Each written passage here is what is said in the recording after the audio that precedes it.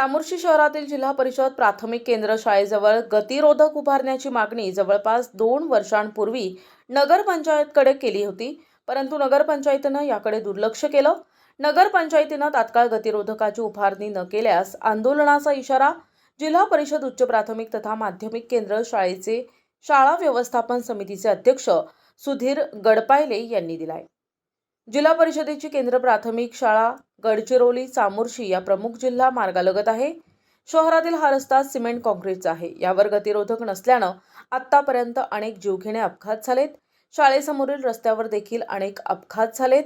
शाळेच्या समोरील रस्त्यालगत अनेकांनी पाणठेले लावून अतिक्रमण केले. तसेच शहरातून जुन्या तहसील कार्यालयाकडे जाणारा रस्ता आहे. तालुक्याचे ठिकाण असल्यानं शहर परिसरात ये-जा करणाऱ्यांची मोठी गर्दी असते.